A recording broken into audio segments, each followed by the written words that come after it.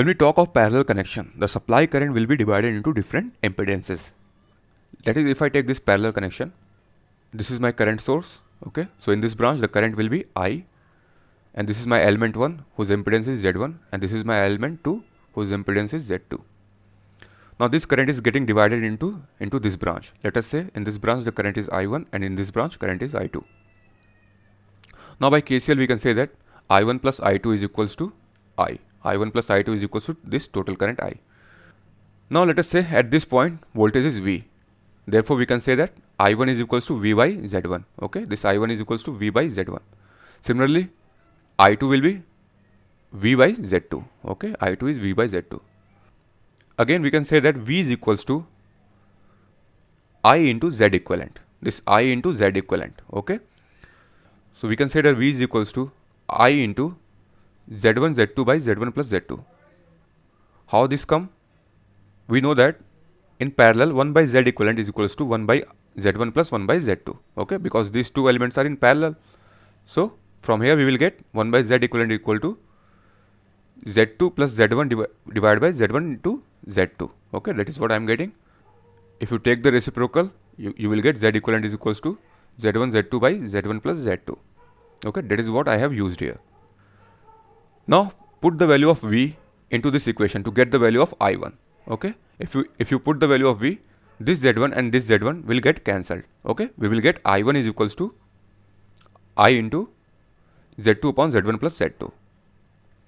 Similarly, put the value of V into this equation to get the value of I2. In this Z2 and this Z2 will get cancelled. So we will get I2 is equals to I into Z1 upon Z1 plus Z2. Okay. Now if you observe here, in current division, we have to use other impedances.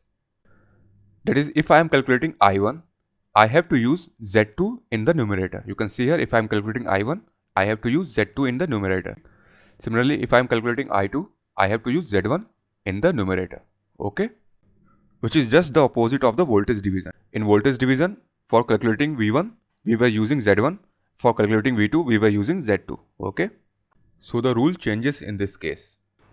So if we write down the equation for resistance, inductance and capacitance separately, because these are the general equation. In case of resistance, current I1 will be, this current I1 will be I into, I means total current, this R2 upon R1 plus R2. Okay. Similarly, I2 will be, I2 is equals to total current I into R1 upon R1 plus R2. Inductor also follow the same rule as that of resistance. Okay. So I1 will be total current I into L2 upon L1 plus L2. Similarly, I2 will be total current I into L1 upon L1 plus L2.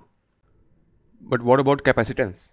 As we know that impedance of capacitor is inversely proportional to the capacitance. Okay, that's why the result will be opposite. In case of I1, I1 will be equal to total current I into C1 upon C1 plus C2. Okay, if we are calculating the I1, then we will take the same branch capacitance C1 in the numerator. Okay. Similarly, in case of I2, total current I into C2 upon C1 plus C2. I2 C2. Remember. So you can see that I1 is proportional to C1 and I2 is proportional to C2. That is opposite to that of inductor and resistance. Okay. Now let us see this example. It is based on the current division rule. Here we need to find the current in this branch. Okay. So you can see here 3 resistors are connected in this manner. Okay.